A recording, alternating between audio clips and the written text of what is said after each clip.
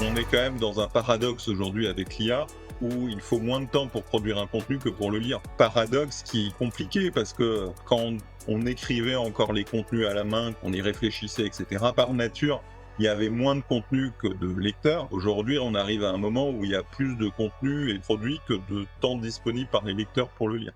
Cet épisode est en partenariat avec la Technopole de l'Aube en Champagne. Située à 3 à 1h20 de Paris, elle lance un appel à projet pour rejoindre son incubateur Web3 et IA. Si vous êtes start-upper, vous avez tout à gagner en vous lançant dans cette initiative qui peut clairement vous aider à faire décoller votre business. Vous bénéficierez de la structure d'accueil et de l'accompagnement personnalisé de la Technopole de l'Aube en Champagne, ainsi que de l'appui de ses partenaires nationaux comme l'Estac 3, Acadie, le groupe Partouche et Ivan City, la grande école de la data et de l'IA. Ces organisations ont bien compris que le Web3 et l'intelligence artificielle changent la donne et elles ouvriront leurs portes aux startups sélectionnées pour tester leurs solutions in situ. Pour en savoir plus, vous pouvez aller sur le site de la Technopole de l'Aube en Champagne. Vous avez jusqu'au 19 septembre 2024 pour candidater et rejoindre le cluster Innovation Web3 et IA pour faire décoller votre business. Bonjour à tous et bienvenue dans AI Experience, le podcast qui démystifie l'intelligence artificielle. Je m'appelle Julien Redelsperger et nous allons découvrir comment l'IA est en train de changer le monde.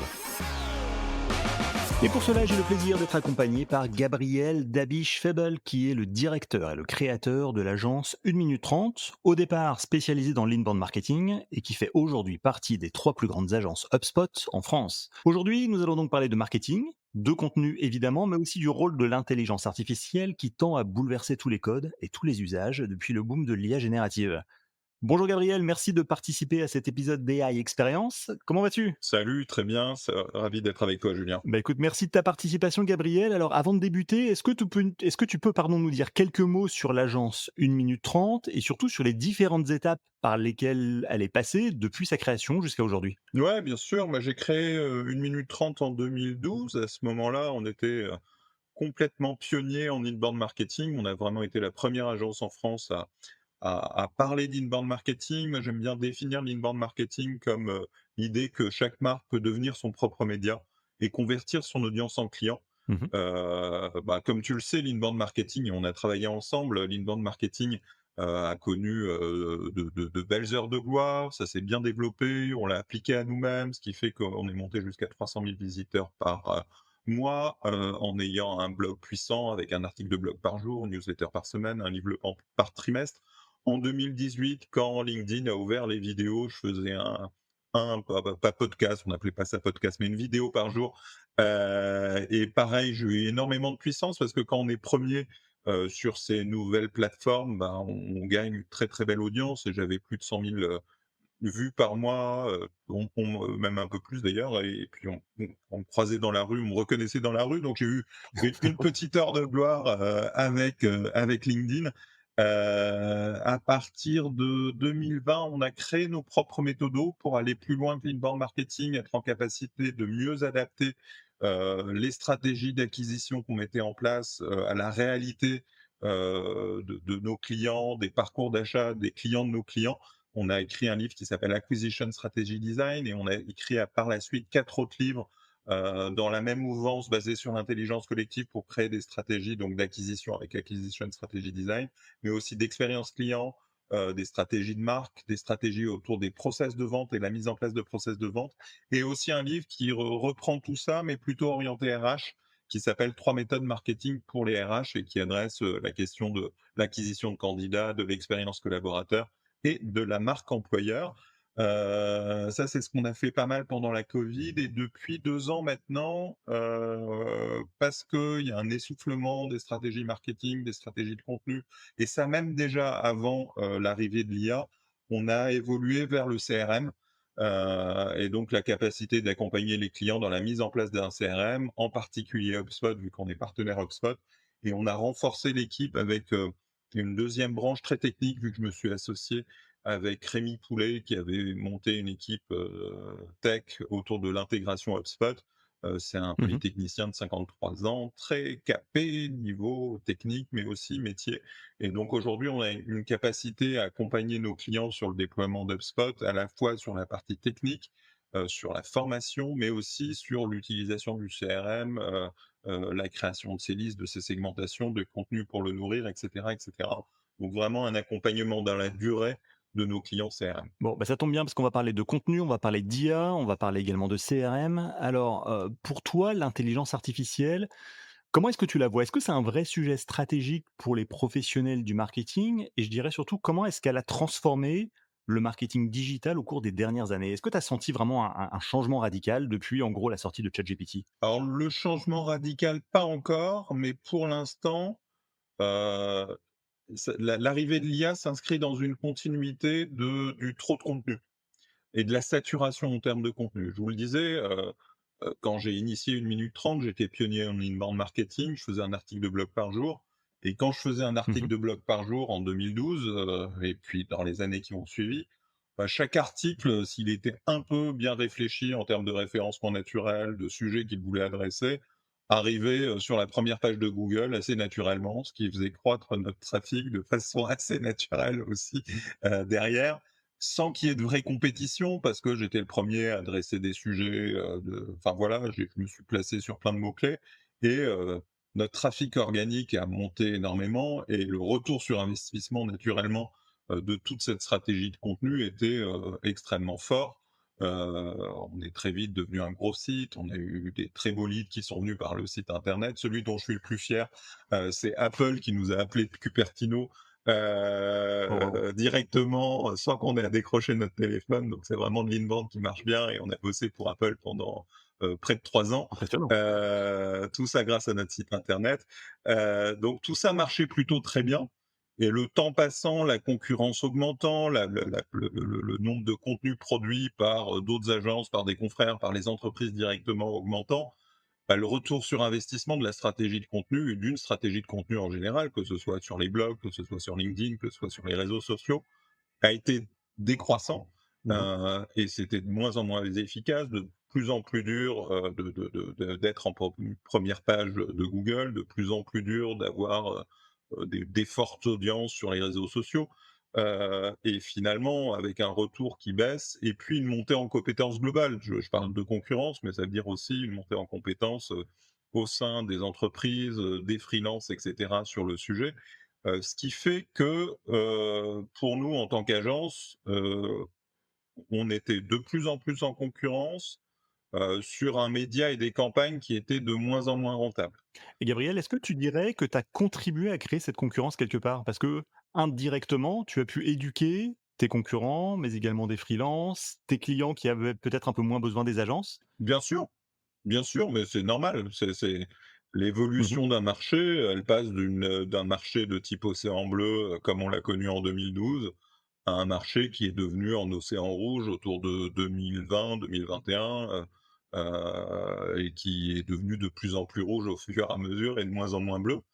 Et l'IA arrive, à ce moment-là, comme le clou sur le cercueil du marketing de contenu, avec une Ouais. dimension où ça vient rajouter, de la production de contenu, rapide, pas cher, à cette saturation de contenu que j'évoquais, à cette concurrence très forte que j'évoquais et donc à la, heu, perte de valeur et de valeur ajoutée de ce que nous, en tant qu'agence, on pouvait produire et de ce que le marché, pouvait produire de façon générale et de ce que finalement, le consommateur, l'utilisateur, le lecteur peut consommer.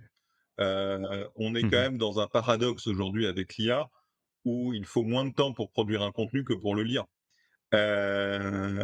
Paradoxe qui est compliqué parce que, quand on écrivait encore les contenus à la main, qu'on y réfléchissait et cetera, bah, on passait plus de temps à l'écrire que les auditeurs pouvaient le lire. Donc de par nature, il y avait moins de contenu que de lecteurs. Aujourd'hui, on arrive à un moment où il y a plus de contenu et de produits que de temps disponible par les lecteurs pour le lire. Je discutais Mmh. hier avec une prof, qui elle aussi, vit, l'apparition de l'IA, dans les examens et les DM, donc les devoirs faits maison par les élèves. On est dans une situation où finalement, l'élève passe moins de temps à faire son devoir, en faisant des copier-coller massifs de l'IA, peut-être parfois sans réfléchir et ça se voit, que le professeur se Mmh. retrouve dans la situation de passer plus de temps à lire que l'élève aura mis à le produire. Ce qui pose un problème à l'éducation aussi au passage. Donc On va vers un bouleversement très fort, parce que ça peut pas durer comme ça. On peut pas être dans une situation où ça met plus de temps à lire qu'à produire, Mmh. et je pense que, on n'a pas encore vu le vrai changement qui sera produit par l'IA, à savoir une forme de collapse et d'inversion, des choses. D'accord. Pour l'instant, on utilise l'IA pour faire comme on faisait avant, plus vite et pour produire plus vite. Il faudra se poser la question de comment l'IA sera utilisée pour, trier, filtrer, organiser, la réflexion de celui qui lit et pas de celui qui produit. Alors, je le disais en introduction, toi, tu as été l'un des pionniers de l'inbound marketing en France, à partir des années 2012. Aujourd'hui, Gabriel, à quoi ressemble l'inbound marketing en 2024? Et comment est-ce que l'IA a retransformé, refaçonné ce marketing de contenu? Bah, je dirais que l'inbound marketing en 2024, n'a plus du tout le même retour sur investissement, la même rentabilité qu'elle pouvait l'avoir en 2012, et que l'inbound est un élément parmi un tout, de stratégie d'acquisition. Mmh. Maintenant, tout le monde a pris conscience qu'il fallait y être, qu'il fallait produire des contenus, que ce soit sur les blogs, sur les réseaux sociaux, qu'il fallait, heu, cultiver cette présence-là, relayer, répéter, remixer. Mais a pris conscience aussi que ça ne suffisait pas, donc il fallait mettre en place, alors selon les métiers, mais en B2B, beaucoup de prospection. Donc il y a eu un retour de la prospection, de la mise en place de SDR, avec, une industrialisation, des séquences email, du contact téléphonique et cetera, en complément de l'inbound qui suffit pas, mais qui se nourrit et cetera. Donc on est retourné dans quelque chose de, où on vient faire de l'acquisition par, petits coups et pas par, grosse masse, en mixant un peu de prospects qui viennent par l'inbound, d'autres par la Mmh. prospection, des choses qui se croisent, des répétitions et cetera. Donc on est quelque chose sur beaucoup plus, tactique, aujourd'hui que stratégique comme ça pouvait l'être à l'époque. Est-ce que ça veut dire que ça coûte plus cher et que c'est moins efficace? Ou l'IA a contribué à faire baisser les prix et donc faire aussi baisser le niveau de qualité de l'inbound? Alors clairement, l'inbound coûte plus cher et est moins efficace, et depuis peu, et on le voit, alors il y a des premiers gros hackers qui ont commencé à accélérer leur production de contenu par l'IA en auto-pencisant les choses, et mais maintenant on commence à voir aussi des outils plus industriels. Il y a HubSpot qui vient de sortir son Content Hub, qui facilite la production d'articles de blog, qui facilite aussi la possibilité de remixer un contenu en post sur les réseaux sociaux, en email, et cetera, et qui repackage les contenus de façon très intégrée au Mmh. sein de la plateforme Content Hub et du marketing hub de HubSpot pour que ce soit diffusé directement, et cetera. Donc c'est des outils qui, commence, hein. Le Content Hub est sorti il y a 1 mois ou 1 mois et demi au moment de la diffusion du podcast, ou 2 mois, mais de façon très récente, pour rendre, l'automatisation et la diffusion des contenus beaucoup plus facile. Avant, c'était un peu plus artisanal, où on faisait son post dans ChatGPT, on pouvait gagner du temps avec. Heu, Là, ça s'industrialise un peu plus, mais c'est pas pour autant, alors ça va baisser les coûts, de fait, ça va améliorer le retour sur investissement, mais ça va pas augmenter le volume de contacts et le volume de leads générés par l'inbound. Et celui-ci a quand même sérieusement diminué. Je vous disais que lors de notre heure de gloire, on était à 300 000 visiteurs par mois sur notre site internet. Mmh. On a continué à produire des contenus et on est passé à 80 000, donc il y a une Waouh. chute quand même assez massive de notre trafic lié par le référencement naturel. Et de la même façon, on a eu une vraie chute de nos leads, et de la qualité de nos leads, parce qu'au-delà d'avoir moins de leads, les leads qui viennent aujourd'hui sont sur des plus petits projets, des plus petits budgets par rapport à ceux qui venaient avant. Aujourd'hui, il n'y a plus du tout, Apple qui me contacte, quotidiennement, et on a, réorganisé notre propre stratégie d'acquisition autour de partenariats avec HubSpot, avec un réseau de partenaires, parce qu'aujourd'hui, c'est pour nous plus efficace que ce qui vient par notre site internet. Est-ce qu'aujourd'hui, au niveau de l'agence, vous faites toujours un article par jour, une newsletter par semaine, un livre blanc par trimestre? Ou ça a Non, on changé? a réduit, Ouais, on a réduit. d'accord. Avec un impact significatif sur le nombre de leads? Ou non, c'est difficile Ah à mais corréler, on a réduit parce que le retour sur investissement était plus faible, d'accord. donc ça n'aide pas, mais fondamentalement, on est même en train de réfléchir à éliminer un certain nombre de nos contenus de notre site web qui sont pas bien ciblés, Mmh. pour, réduire l'inbound encore plus et perdre moins de temps à traiter des leads qui sont pas quali. D'accord. Alors, on voit que l'intelligence artificielle a un impact évidemment très concret sur la production de contenu, sur l'inbound marketing. Toutefois, est-ce que toi, tu vois encore des opportunités de retour sur investissement dans le marketing de contenu? Est-ce qu'il y a des zones, des cibles, des thématiques, des formats sur lesquels c'est encore intéressant pour une entreprise d'investir? Moi, j'ai fait un pari en 2018 de monter une maison d'édition, papier, Mmh. avec des vrais livres papier, et de faire de l'inbound de marketing, non digital, physique. Et je dois dire que, alors c'est pas du tout les mêmes retours sur investissement et les mêmes volumes en trafic, en visibilité que le digital, ça c'est certain. Mmh.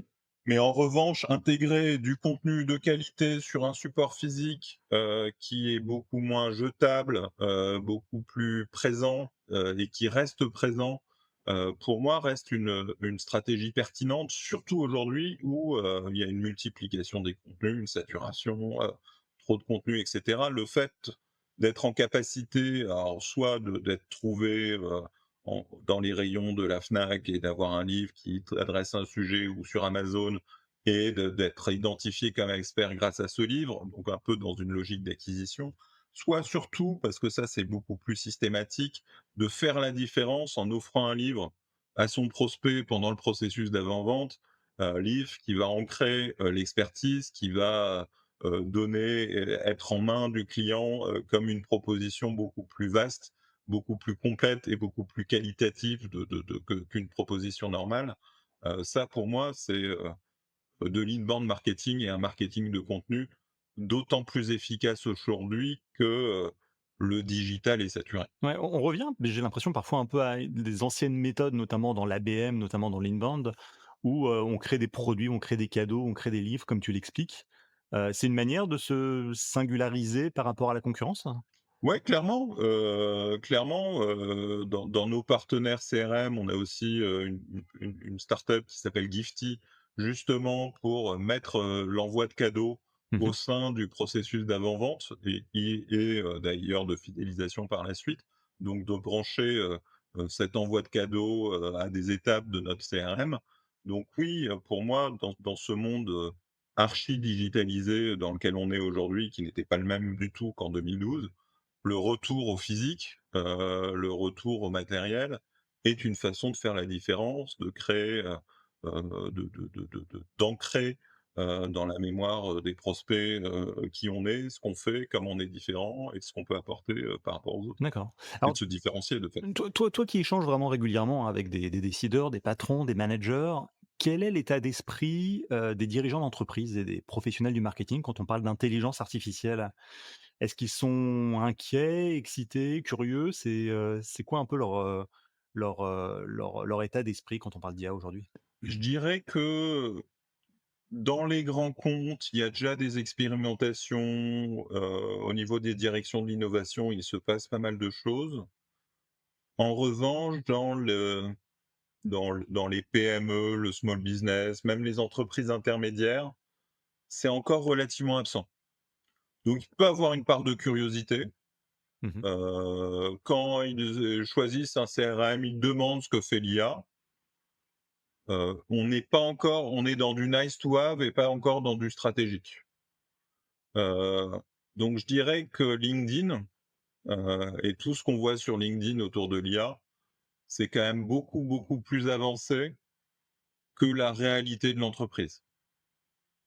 Et nous, et aujourd'hui, bah, c'est un peu Mmh. le reproche qu'on fait aux réseaux sociaux, hein. LinkedIn parle à LinkedIn. Donc c'est un peu un vase clos où les experts LinkedIn IA se parlent entre eux, plus qu'ils ne touchent réellement, le cœur de l'entreprise, les préoccupations, des décideurs et cetera.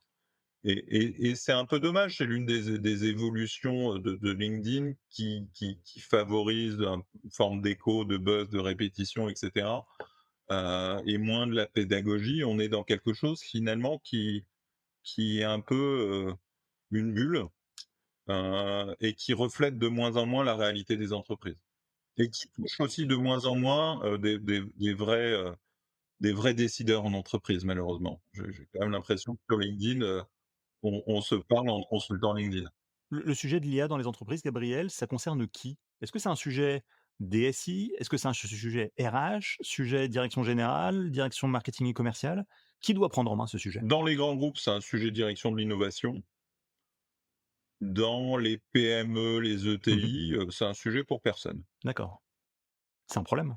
S Bah, il faut accepter que ça prend du temps. L'IA générative, ChatGPT, ça a 1 an et demi, c'est novembre 2022.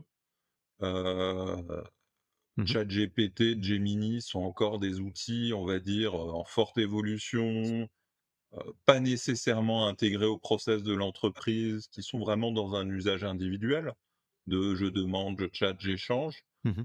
Des outils plus industriels intégrés au process, un peu comme le Content Hub que j'évoquais d'HubSpot. C'est des outils qui ont, 1 ou 2 mois, qui sont vraiment récents. Heu, donc il faut le laisser quand même le temps que, l'IA rentre dans les entreprises par des éditeurs de logiciels qui sont familiers à l'entreprise et que les collaborateurs de l'entreprise et les entreprises elles-mêmes s'approprient ces outils au fur et à mesure qu'ils arrivent. On voit aussi, des évolutions assez naturelles au niveau du service client grâce à l'IA, dans le traitement de réponses, dans l'automatisation ou dans la suggestion de réponses et cetera. Mais les outils qui le permettent un peu mainstream et pareil le nouveau service hub d'HubSpot, va dans ce sens-là, il ne sort que maintenant ou c'est même pas à peine sorti. Donc Mmh. il y a un vrai temps de retard entre des outils qui, on va dire, sont plus expérimentaux, plus individuels comme ChatGPT, Gemini, et des outils qui vont être plus, B2B, utilisables par les entreprises qui commencent vraiment à sortir maintenant, à part que, oui, il y avait des startups qui allaient plus vite, mais ça restait de l'ordre de la startup avec un faible go-to-market et cetera. Donc, je dirais que cette transformation dans les plus petites entreprises qui peuvent pas se permettre de lancer des gros budgets d'innovation comme les grands comptes et qui, innovent à travers les éditeurs de logiciels qui sont leurs éditeurs traditionnels, qui leur apportent de l'innovation dans leur process, elle commence à peine. Donc faut quand même se laisser, 1 ou 2 ans pour que ce soit, quelque chose de réel, dans les entreprises encore. Et même moi, je pensais que ça irait plus vite parce que nous, en tant qu'experts du secteur, on s'approprie les choses plus vite, on y réfléchit plus vite et cetera. Mais mais on n'y est pas encore. Les élèves, les étudiants dont je parlais tout à l'heure l'ont adopté beaucoup plus vite que l'entreprise ne l'a adopté. Ou dans l'entreprise, c'est utilisé de façon individuelle, où quelqu'un va faire ses rapports grâce à ça, va se faire aider et cetera. Mais c'est pas encore, ça fait pas partie des process, et de l'organisation des entreprises, sauf peut-être quelques TPE. D'accord. Alors justement, à propos de tu parlais des élèves, de la formation et cetera. Ça va ressembler à quoi le futur du marketing avec l'intelligence artificielle? Et est-ce qu'on va vraiment encore avoir besoin de marketeurs dans le futur? Est-ce que, quel message tu as envie de délivrer aux jeunes qui sont en école de management, par exemple, et qui veulent travailler dans le marketing? Faut y aller et il faut y aller comment? Alors j'ai pas de boule de cristal et je serais bien embêté pour donner une réponse claire. Moi, le pari que j'ai fait en termes d'évolution de mon agence, ça a été d'évoluer vers, justement le CRM et la martech, et de se dire que, Mmh. être un marketeur artisanal, comme on pouvait l'être au début, où on, produisait les contenus, coordonnait des campagnes, étions très dans la création et cetera et dans l'assemblage de compétences humaines. On va de plus en plus être, dans l'orchestration, à travers des outils comme les CRM, d'outils techniques, de canaux, tout ça aidé par l'intelligence artificielle pour la génération de contenu, la production de contenu, la personnalisation de contenu et de réponses, mais aussi par l'intelligence artificielle pour aider, au ciblage, à la segmentation et cetera, parce que ça fait très bien ça aussi par ailleurs, avec de compréhension des comportements, le fait de catégoriser des comportements et cetera, hein. C'est ce que font déjà les plateformes, publicitaires de Google, Facebook, qui automatisent complètement les ciblages grâce à l'intelligence artificielle. Donc en tant que marketeur, on va être plus un orchestrateur de technologie, heu, des producteurs de contenu, de campagne ou de messages créatifs comme on pouvait l'être. D'accord. La créativité, c'est toujours un sujet important dans le marketing? Ou tu penses qu'avec du Midjourney, du ChatGPT et tous les outils d'IA, finalement, c'est peut-être un petit peu moins critique que ce que ça ne l'est aujourd'hui? Alors la créativité pure et on va dire, le directeur de création par rapport à un DA, si on place le DC au-dessus du DA, lui aura toujours une place, heu et va pouvoir bénéficier avec, justement les outils de créativité comme Midjourney et cetera, de finalement de DA, hyper efficaces et hyper rapides à qui il pourra faire des idées qu'un DA ne aurait pris plusieurs journées à faire. Mmh. Mais c'est vrai que pour le coup, la créativité pure d'aller assembler des idées les unes avec les autres, d'aller faire des prompts, différenciants avec des vraies idées reste une énorme force. Mais effectivement, après la réalisation est rendue, extrêmement facilitée, par les outils d'IA générative, en images aussi. Ouais. Est-ce que tu es inquiet pour le monde du travail de demain? Je sais que tu as des enfants notamment, à quoi va ressembler le monde du travail de tes enfants? Est-ce qu'on va vraiment assister à un changement, important, notamment à cause de l'IA? Avec peut-être, moins de jobs ou des jobs différents? Je sais pas si tu as déjà un peu réfléchi à ce sujet? Bah, j'ai déjà réfléchi, j'ai malheureusement pas de réponse. Être inquiet, ça sert pas à grand chose. Donc j'évite d'être inquiet, c'est pas constructif. Savoir il va falloir s'adapter, qu'on va bosser différemment, ça c'est certain. Garder du recul, enfin les outils d'intelligence, artificielle aujourd'hui restent des outils très bêtes. Ils font des choses très puissantes, mais ils restent très bêtes. On ne sait pas enfin, est-ce que des outils, plus intelligents vont émerger ou pas? Ça pose des vraies questions.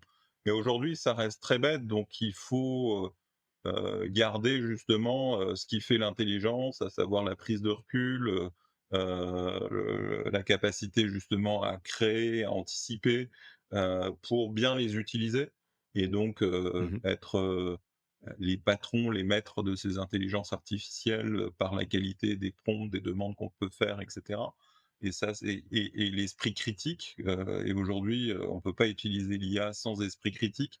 D'ailleurs, la prof avec qui je discutais hier midi, elle disait: «Bah, ce qui est dommage, c'est pas d'utiliser l'IA, mais c'est que l'IA est mal utilisée, qu'on lui fait absolument confiance, qu'il y a aucune remise en question de ce qui est écrit, il y a aucune utilisation de l'IA pour, améliorer ni une capacité à enrichir ce que fait l'IA». Donc, il faut un dialogue avec l'IA aujourd'hui pour bien l'utiliser, et ce Mmh. dialogue, les élèves ne le font pas. Et de fait, moi, ce que je transmettrais à mes enfants, c'est de la capacité à dialoguer avec l'IA, donc à l'utiliser intelligemment, à chercher, les façons de la pousser, donc de rajouter des prompts, de venir enrichir, ce que produit l'IA par de l'expérience, par du vécu, par de la corrélation, heu et si c'est utilisé comme ça, c'est quand même, extrêmement, positif, parce que ça fait gagner du temps, parce que ça permet à tout le monde de produire des choses de qualité, mais qui ne doivent pas être dénuées d'intelligence. Donc, si l'IA reste, cet outil extrêmement puissant, mais un peu bête, comme ça l'est aujourd'hui, ça veut dire que ça libère, vachement de place pour l'intelligence humaine. Si l'IA D'accord. devient elle-même plus intelligente, bah, faudra se poser des questions et d'autres questions. Mais à ce stade, et on le voit, vous avez déjà tous fait l'expérience dans ChatGPT ou autre, on peut poser 2 fois la même question, on peut avoir du tout la même réponse, parfois des Mmh. réponses complètement fausses. Sans esprit critique, on peut pas utiliser l'IA, heu, sans venir et on peut l'enrichir et cetera.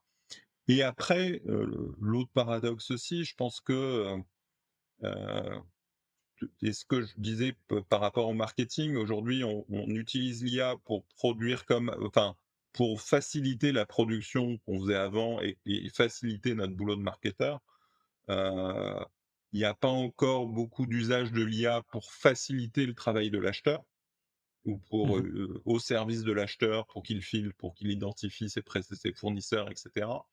Je suis convaincu que le futur est là-dedans et de fait, ce futur-là où il y aura de l'IA acheteuse beaucoup plus dynamique, filtrante, que ne le sont aujourd'hui les IA vendeuses qui rajoutent du bruit au bruit et de la saturation à la saturation, bah, c'est à ce moment-là, le travail du marketeur va redevenir et c'est pour ça que j'ai aussi évolué sur le CRM, de travailler la relation client, de travailler la connaissance client pour proposer plus de choses à ses clients et mieux les connaître et être en avance, et aussi de travailler la satisfaction client parce que, une chose dont je suis sûr, c'est que les IA acheteuses prendront fortement en compte, la satisfaction client, dans les mécanismes de choix. Donc, ce sera le rôle du marketeur de s'assurer, qu'il faut satisfaire au mieux les clients, anticiper le plus leurs besoins, leurs désirs, et ça, travailler sur la data, sur le CRM, sur la connaissance client,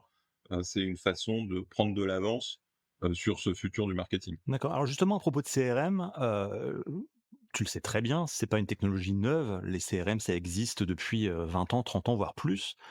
Comment est-ce que l'IA a transformé, les stratégies de CRM dans les entreprises aujourd'hui et à quoi ressemble le CRM de 2024 par rapport à celui de 2020 ou 2015? Quelles ont été les évolutions les plus marquantes ou les fonctionnalités clés qui fait qu'aujourd'hui, bah, c'est difficile de se passer de l'IA au sein d'un CRM?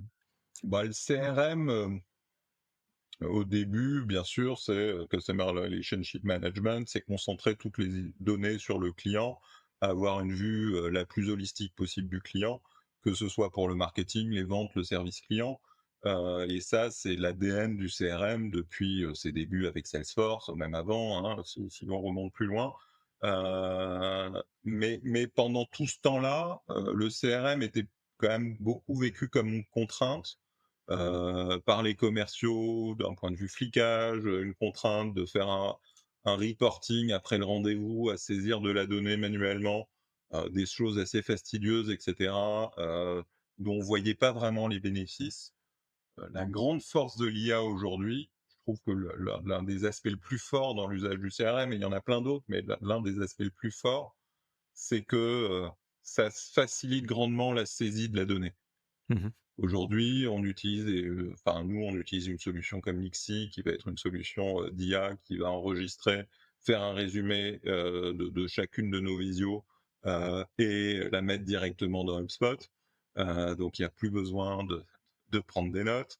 On peut faire la même chose, avec des outils de VoIP comme Aircall, qui vont enregistrer la conversation téléphonique, mettre le transcript et le résumé, dans HubSpot. Demain, ces mêmes outils pourront remplir des champs personnalisés, suite aux conversations, et on gagnera encore plus de temps. Donc je trouve que l'un des gros freins dans l'adoption des CRM qui était, le fait d'avoir à compléter manuellement, un certain nombre de rapports, de champs personnalisés et cetera pour que la donnée soit de qualité, bah, ce frein est en train d'être levé, par des outils qui sont encore pour l'instant un peu externes, mais connectables au CRM et qui demain seront naturellement intégrés au CRM. Ça c'est une vraie évolution, c'est que, le CRM va être vraiment vécu comme un bénéfice, y compris par le commercial, parce qu'il va retrouver toutes ces informations à l'intérieur et va avoir une grosse mémoire de ses interactions sans avoir à les saisir. Donc ça, je pense que c'est une évolution majeure dans l'usage du CRM, c'est que, ce sera beaucoup moins une contrainte. Et puis après, l'IA vient, nourrir aujourd'hui les CRM. Justement, les CRM sont un vecteur d'adoption de l'IA, Mmh. dans les entreprises pour moi. Je parlais du Content Hub qui facilite la production de contenu, donc la création d'articles de blog en proposant, on propose un sujet, derrière ça propose un plan, un titre, ça rédige, ça adapte, ça crée l'image, ça part d'un contenu pour en faire des posts, donc tout ça est fluidifié au sein du CRM dans cette production de contenu. Mais l'IA va servir et aider aussi à créer des workflows. On peut dire, tiens, plutôt que de construire son workflow, en glisser-déposer comme avant, en créant son arbre, on peut lui donner, définir ce qu'on veut en workflow et l'IA propose un premier workflow. Après, on peut le modifier à la marge. Pareil sur le reporting. Donc l'IA va intervenir aussi beaucoup dans les CRM et dans l'ensemble des logiciels, comme une nouvelle façon d'aborder l'interface utilisateur d'une certaine façon D'accord. et comme un vrai outil pour simplifier, l'interface utilisateur et simplifier la prise en main d'un logiciel et en particulier d'un logiciel CRM. Alors, traditionnellement, déployer ou mettre à jour un CRM, ça a quand même toujours été un chantier un peu compliqué, dans les entreprises. Est-ce que l'intelligence artificielle vient simplifier ça? Je sais que tu disais que tu étais associé avec, une équipe d'experts CRM HubSpot. C'est quoi l'état d'esprit de tes clients quand on parle de déploiement CRM? Est-ce que c'est toujours des chantiers très lourds à mettre en place? Et quel est le rôle de l'IA dans ce domaine? Alors pour l'instant, ça n'a rien changé sur la lourdeur des chantiers parce que ce qui est lourd, c'est la partie intégration et l'intégration du CRM aux autres éléments du SI client, que ce soit le RP, que ce soit, le site e-commerce, enfin, tout l'écosystème SI et ça, ces intégrations, elles se font pas encore par l'IA. Peut-être un jour, mais aujourd'hui, c'est pas le cas. Donc, la lourdeur d'un chantier CRM n'a pas changé. C'est vraiment la prise en main du CRM qui peut être simplifiée par l'IA. Construire ses paramétrages, ses workflows, ses reporting, Mmh. c'est simplifié par l'IA. L'IA facilite aussi la création de modèles à la volée pour bien segmenter, pour faire des Mmh. forecasting, pour faire des scoring. Donc ça va permettre un meilleur usage du CRM, une modélisation plus efficace, une capacité à être, à faire du prédictif de façon plus efficace aussi. Heu, le côté lourd d'un projet CRM dans son intégration, dans toute la partie nettoyage de données et cetera, c'est pas encore, peut-être un jour, mais pour l'instant, l'IA n'apporte pas beaucoup de solutions, sur ces aspects-là. Ouais, c'est ça, parce que la question de la donnée et de la bonne gestion de la donnée, c'est toujours aussi important, hein, j'imagine, parce que on pourrait se dire que l'IA est capable de trier, de nettoyer, de dédoublonner ou vérifier les données. Ça permettrait peut-être d'alléger certains protocoles en matière de gestion de données, mais c'est pas encore tout à fait ça. C'est-à-dire qu'il y a encore besoin de protocoles, de processus pour s'assurer que ce qu'il y a dans le CRM, ça reste quelque chose qui est solide et qui est, pertinent pour les équipes. Ouais, tout à fait et puis, faut aussi se dire que l'IA ne peut bien marcher qu'à partir du moment où la donnée est de qualité, est exploitable et cetera. Mmh. Donc, moi, c'est aussi le pari que j'ai fait en évoluant vers le CRM, c'est de se dire que dès maintenant, construire un bon CRM, avoir une donnée de qualité, centraliser la donnée, c'est la bonne façon de se préparer à l'arrivée de l'IA demain. Et juste quelques chiffres peut-être sur ton activité CRM, q ça représente combien de clients aujourd'hui ou combien de temps tu mets à déployer un CRM? Je sais pas si tu as quelques statistiques ou quelques données à nous partager? Bah, aujourd'hui, en newbies, c'est l'essentiel de notre activité, le CRM. On a encore nos clients historiques, plus acquisition, plus contenu et uniquement contenu. Mais en newbies, l'essentiel de notre acquisition aujourd'hui est autour de projets CRM sur lesquels, une fois qu'on a déployé, on va faire de l'accompagnement plus marketing, plus RevOps, où on va bien aider à bien utiliser le CRM, à produire des contenus pour bien l'utiliser, et accompagner le client dans la durée au-delà de l'installation. En termes de chronologie et de temps, bah, il va y avoir des choses qui vont être assez différentes, selon qu'il y a ou pas de l'intégration avec le reste de l'écosystème SI. Mmh. Si le CRM HubSpot est utilisé, on va dire en solo, parce qu'il y a pas un ERP à côté très lourd ou parce que les factures sont faites, sur WordPress, sur Word ou avec un petit système de facturation à côté, enfin qu'il y a pas des choses très lourdes, se mettre à utiliser HubSpot et à bien l'utiliser, ça va se faire entre, 1 mois et 6 semaines, Mmh. avec un programme d'onboarding, des formations un peu en continu et une montée en compétences sur l'outil, donc ça va très vite. Et c'est assez facile et on gagne, très vite, du temps, de la visibilité sur les process, sur les ventes, du temps aussi en automatisation de séquences, de prospection, de workflow, marketing et cetera. Donc ça peut aller très, très vite. Mmh. Là où c'est plus long, c'est quand il y a soit une migration d'un système existant, soit, l'intégration avec un SI existant et un ERP et là, on passe sur des projets qui peuvent mettre entre 3 et 6 mois. D'accord. OK. Parfait. Bah, écoute, merci beaucoup Gabriel. Alors à la fin de chaque épisode, l'invité du jour doit répondre à une question posée par l'invité précédent. Est-ce que tu es prêt? Je suis prêt. Super. Alors, en attendant d'écouter la tienne, je te laisse écouter celle de Mehdi Triki, qui est Head of Public Affairs au Hub France IA. On écoute sa question. Bah, écoute, la question elle est relativement simple, elle est en même temps terriblement complexe à poser. Penses-tu que les acteurs politiques pourraient faire plus pour le financement des startups et scale-up de l'IA? Si oui, comment? Je suis pas directement un expert du financement, ni impliqué dans la politique, donc mon retour va être un retour un peu de béotien de ces différents aspects-là. Très certainement, on doit favoriser un écosystème européen et réduire notre dépendance, en particulier aux États-Unis, sur l'aspect technologique. C'est quand même, assez regrettable qu'on n'ait pas, de GAFAM européens, heu, ou peu. C'est quand Mmh. même assez regrettable que l'ensemble de nos technologies, de nos outils, y compris HubSpot, hein, qui est notre partenaire, soient des outils américains, et que ce soit Microsoft, Google, enfin tous les outils qu'on utilise tous les jours, sont pas européens et je dois dire que, ça me pose un problème, qu'on perd, en compétitivité, que quand on voit l'évolution géopolitique du monde avec, des grandes zones qui se séparent, entre l'Amérique du Nord d'un côté, la Chine de l'autre, l'Europe un peu à part, dans son coin et cetera. On aimerait, pouvoir être plus fort, et moi, en tant que marketeur, européen, j'aimerais que l'Europe soit plus forte et que la France soit plus forte, même si on a un très bel écosystème start-up et que je croise des start-up régulièrement, mais on n'a pas, ces géants, avec la capacité de déployer en R&D, en équipe de développement, des produits, aussi larges et complexes, que les ChatGPT, que les Google, que les Amazon et cetera. Donc ça, c'est quand même dommage et ça, Mmh. j'aimerais bien et que qu'on puisse être meilleur. Je sais pas comment malheureusement. Je sais pas comment malheureusement le morcèlement de nos territoires européens, le morcèlement des langues, des marchés, ne nous facilite quand même pas la tâche. Et là où les États-Unis ont un énorme marché, accessible facilement en une seule langue, avec, une Mmh. population relativement homogène, adresser, les clients européens de façon homogène reste compliqué compte tenu des différentes langues, des différentes cultures.